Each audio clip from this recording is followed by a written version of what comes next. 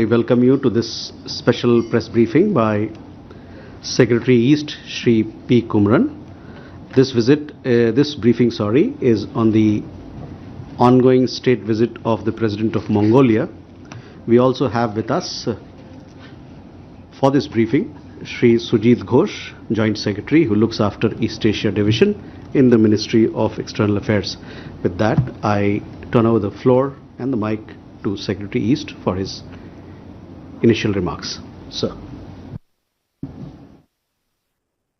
Thank you, Randir.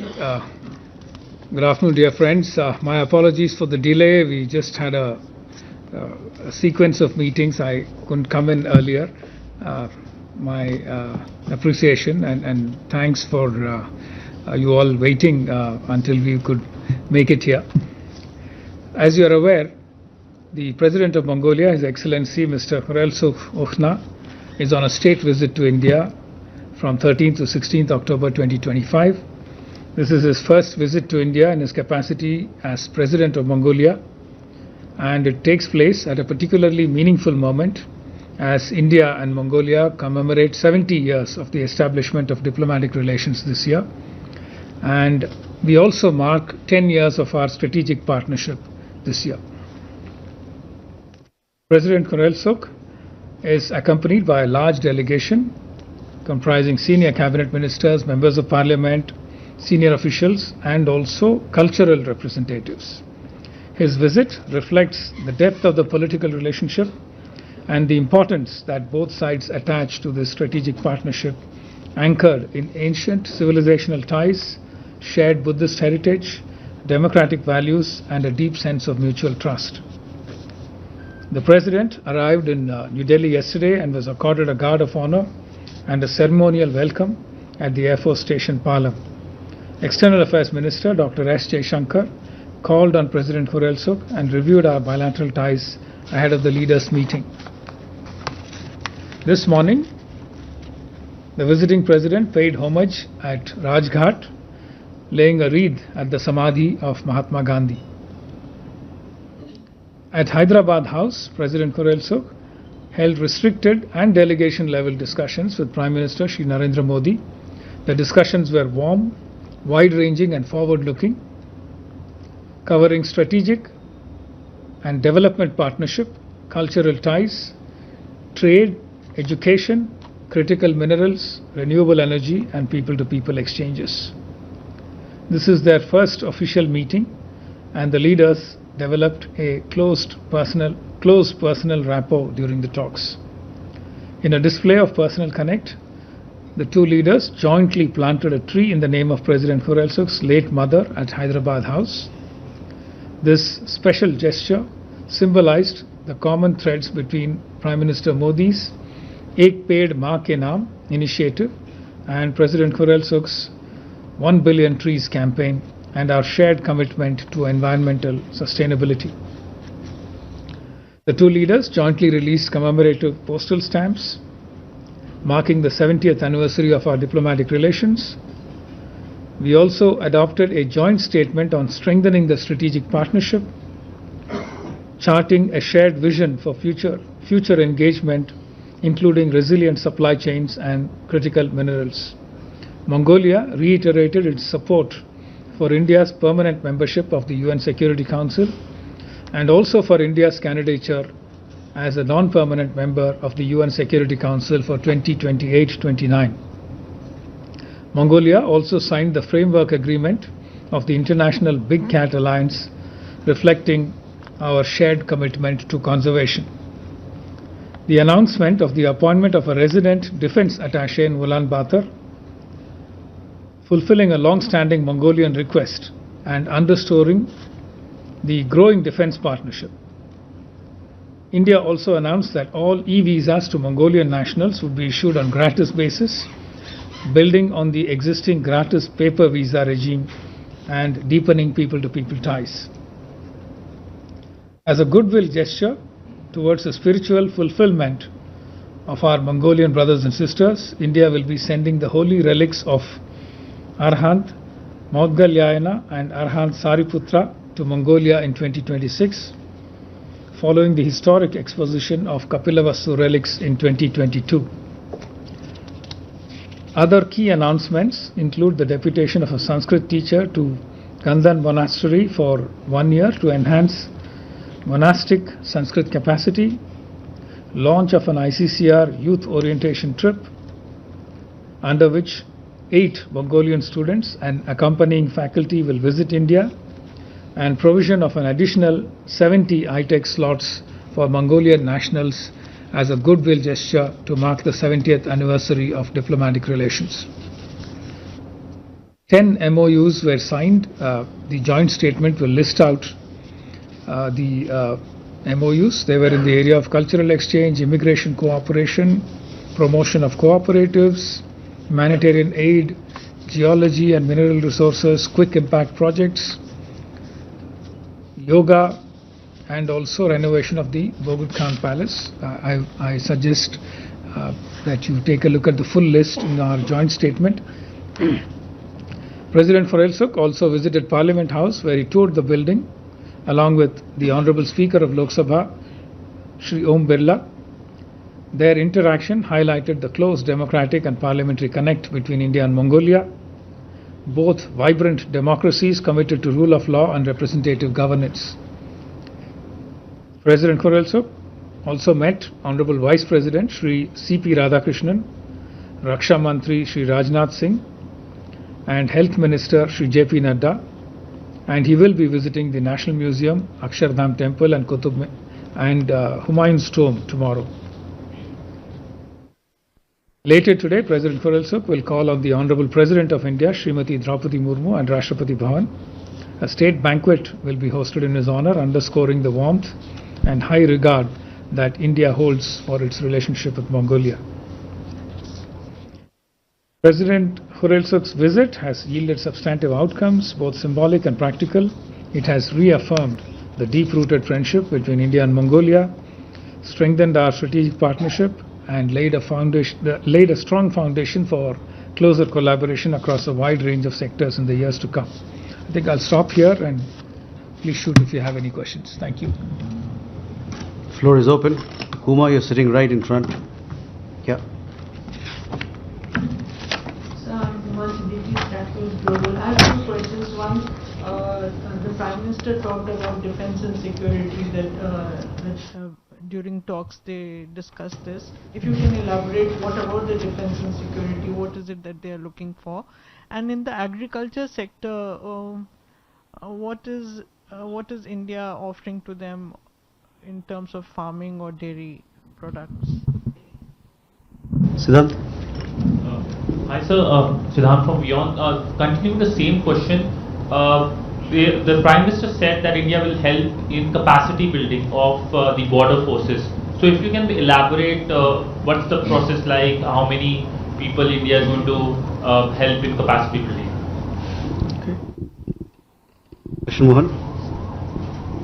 Sir Krishna Mohan Sharma Bharat express से मेरा एक सवाल ये है कि कल्चरल एक्सचेंज के तहत वहाँ से 7 स्टूडेंट आएंगे और उनकी फैकल्टी आएगी, हमारे यहाँ से कितने बच्चे जाएंगे और कितनी फैकल्टी जाएंगी? Kadambini Sharma, independent journalist. There was a mention during the press statements about direct flights between India and Mongolia. Can you shed some more light on that? Keshav? Thank you, sir. Keshav Padmanabhan from the print. We've signed an MOU with Mongolia, a line of credit for about $1.7 billion in an oil refinery, of which phase 1 has been completed. I wanted to check whether there has been any discussions for further such projects, given that I think this is India's single largest project using $1.7 billion. And added to that, can you tell us a little bit about what was discussed with regards to critical minerals, renewable energies, and this portion that you had mentioned that was discussed between the 2 leaders in the morning? Thank you.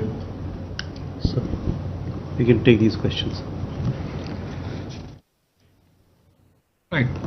Thank you. Let me start with defense cooperation. Defense cooperation with Mongolia is basically composed of 2 or 3 initiatives. One is joint exercises. We do a joint exercise called Nomadic Elephant and another one called Conquest with Mongolia. and the Mongolians appreciate the opportunity to train with us. And the defense minister, I was just in the meeting when the defense minister called on the president. They are interested and they see a lot of benefits of training with us. So they would like us to continue with existing programs and also offer more support in terms of training. We do send our trainers there as part of our joint exercise initiatives, and who stay with them and train their officers for some time. So that is something they see value in. We will be doing more of that. We also provide some kinds of equipment as part of our grant assistance to Mongolia, and we propose to continue that in the coming years. One big initiative that we took in the past was offering them cyber security training. We set up a cyber security training center for their armed forces. The President thanked both the Prime Minister and Raksha Mantri for the benefits that flow from that center, and they wish to upgrade and continue that kind of support. So these are basically the main kind of partnerships that we have in defense cooperation. Raksha Mantri told them that we would be happy to continue existing programs and also look at new proposals that come from the Mongolian side for any new ideas for collaboration. Agriculture. As you know, Mongolia has a large area compared to its population, 1.5 million square kilometers for a population of just about 3.5 million. A lot of it is grassland. They are planning to develop large plantations. In fact, if you fly into Ulaanbaatar, you can see these large fields coming up outside Ulaanbaatar. There are areas where it is possible for us to collaborate, especially precision agriculture, modern techniques, using digital platforms for agriculture, etc. These are all areas that we can potentially offer for collaborating with them in the area of agriculture. In fact, in a somewhat connected area, President Khurelsukh also offered that since Mongolia produces a lot of high quality wool, Kashmir wool, he said India could support them in developing that industry, value adding and producing products for consumption in both markets and also for exports to third markets. So it is something that sounds exciting, and we will be having people look at it in greater detail and see how we can take it forward. Capacity building of border forces, somewhat similar to what I mentioned in the area of defense. I think Mongolia also sees benefit in working with us on cooperating in the area of drones and usage of drones, etc. It is something that we are talking about to see what kind of cooperation is possible. In addition to capacity building, some of the defense high-tech slots that Mongolia uses is also for capacity building of border forces. Cultural exchange, we have signed a cultural exchange program as part of the MOU signed today, and I think we will be developing the program further as per the areas identified in the program. What I said in my opening remarks was that we will have an ICCR youth orientation trip which will allow Mongolian students to come here. We are still not clear about how many of our students are going. वो detail अभी हमारे पास available नहीं है. जब cultural exchange programmes के तहत details discuss होंगे, उस टाइम में डिसाइड होगा कितने स्टूडेंट्स हमारे जाएंगे. Direct flights, there is interest on the Mongolian side to try and have direct flights between Mongolia and India. One issue that seems to be holding it back is the viability of the operations. Today, President Khurelsukh mentioned to Prime Minister Modi that there is a Mongolian carrier that is interested in operating chartered flights to India. So it was just a preliminary kind of information that was provided. We will be looking at the destinations and further details about how to take it forward.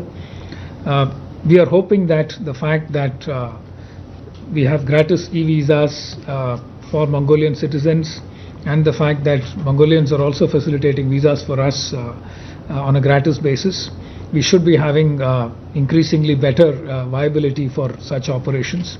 But it is still early days, we will see how it goes.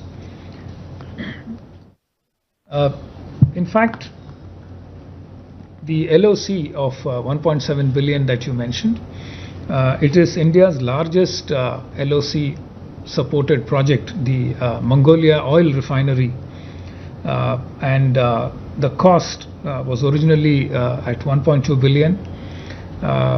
There were some delays initially because of COVID and the fact that the construction season in Mongolia is limited to a few months. Otherwise, in peak winter, the temperatures touch about -30, -35. Everything shuts down. It is not possible to do any outdoor construction activity. I just visited the refinery construction site last month. It is coming up very well. Almost all the civil work is over. The equipment, the refinery equipment, is being manufactured in India and will be shipped to Mongolia. It seems to be on track, and we expect that by 2028 the refinery should be in operation. And one of the main reasons why it is important for us to have this completed by 2028 is that the Mongolians attach a lot of importance to this project, and the reason is that they want to use their own crude, which is mostly exported now, to be fed into this refinery so that they can be as energy independent as possible. And that is something we want to support, and we hope to see this through by 2028. Critical minerals and renewable energy were the last 2 points that you wanted me to speak on. Mongolia has large reserves of coking coal. It is something that is useful for the steel industry, and India buys coking coal from a variety of partners, including Canada, Indonesia, etc., Australia. Mongolia offers itself as a potential partner for this. The difficulty, of course, happens to be the fact that Mongolia is landlocked and depends on ports in neighboring countries to be able to ship out the coal. Most of their coal is currently exported to China. If India is to buy coking coal from Mongolia, it will have to be either through Tianjin port in China or through Vladivostok in Russia. The economics need to be figured out. I understand that the Russian option is more expensive than the Chinese option. So we are talking to the Russians and the Mongolians to see what kind of arrangements can be made to bring Mongolian coal through the Trans-Siberian Railway to Vladivostok and see how exactly the economics plays out. Mongolia also has a few other minerals of interest to us, including copper, gold, iron, zinc, and recently they've also unearthed uranium reserves. They've just signed a big 1 million ton per annum deal with France for unearthing and processing uranium. We've also offered our interest in partnering with Mongolia for uranium, and we will be taking up the dialogue in the coming months. And renewable energy, what we understand is that President Khurelsukh told Prime Minister that in the southern parts of Mongolia, they get about 230 days of good sunlight. Mongolia prides itself as the land of the eternal blue skies. Very less pollution, very small population to support, and therefore large empty space for solar panel fields to be set up, and therefore it does offer itself as a good partner for renewable energy. They are committing to join the International Solar Alliance, just signed the framework agreement for the ISA. So we hope to be able to partner with them and see how to take it forward. Thank you. Elena? Good afternoon, Elena, Transnet Agency. My question is actually on the topic which you just mentioned on raw materials in Mongolia for India, and specifically on logistics. So, as you said, there are two options of importing by India from Mongolia. It's through Chinese port and through Russian port Vladivostok. So, what is more favorable for India? And there were reports in Mongolian media that during this visit of the President of Mongolia to India, memorandum of understanding will be signed on geology and exploration. So was it signed or not? Because I'm particularly worried about this, because as media reported, there was a clause that import of these raw materials will go through Russian port Vladivostok. So was it signed? And if it is, if it was, does it so that if there is this clause about Russian port through delivery, importing through Russian ports? Right.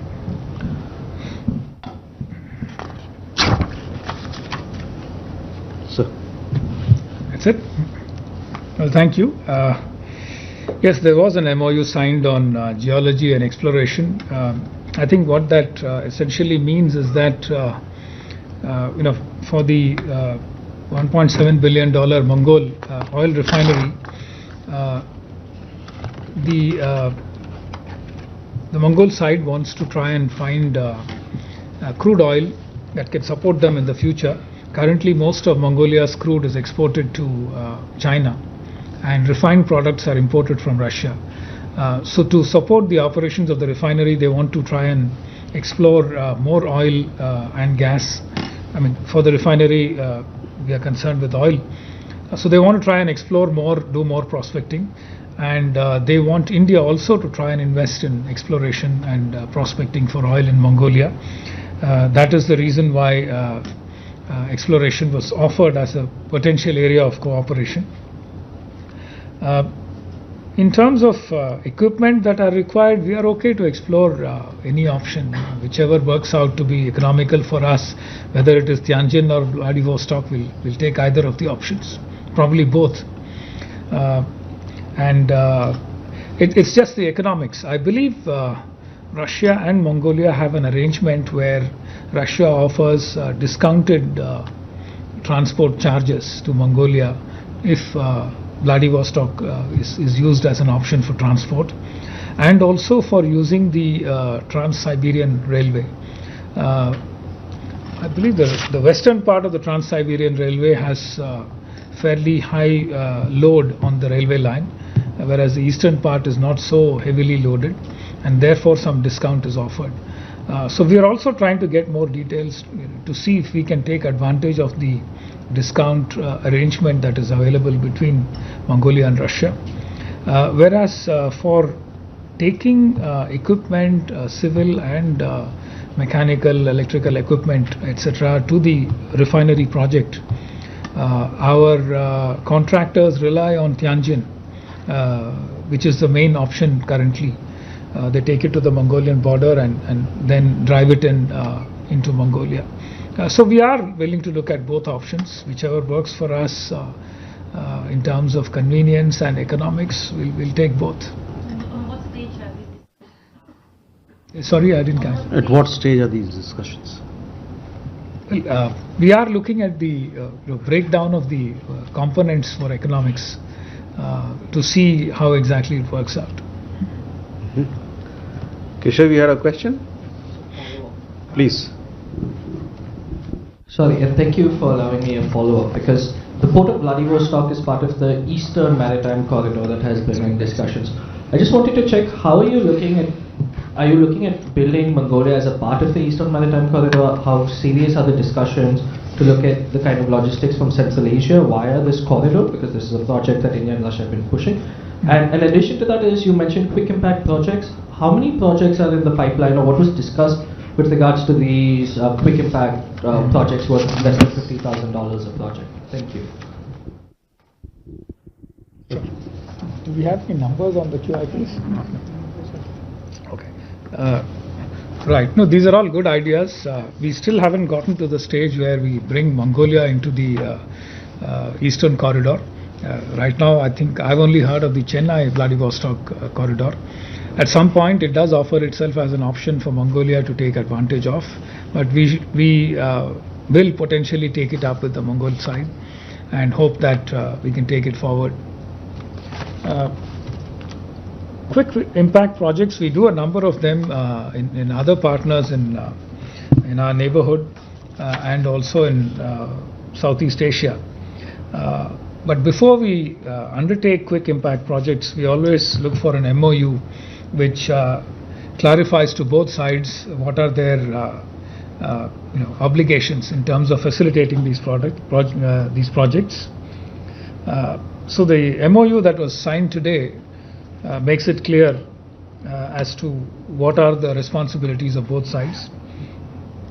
Basically, small community development projects in the range of about $50,000 per project, and the objective is mainly for creating livelihoods, strengthening social infrastructure, and also enhancing economic resilience for local communities. These are broadly the objectives of such small QIP projects. The Mongol side has said that because their communities are distributed very, very widely in their vast land area, many communities are remote, some of them are nomadic, and they would be happy with these small projects because it fits them very neatly. So we will be examining specific project proposals in the coming months, and this MOU will be the basis for processing such projects and supporting them. Thank you, sir. With that, we come to the close of the press conference. Thank you very much for your presence. Thank you, and our apologies once again for keeping you waiting for a long time. Thank you.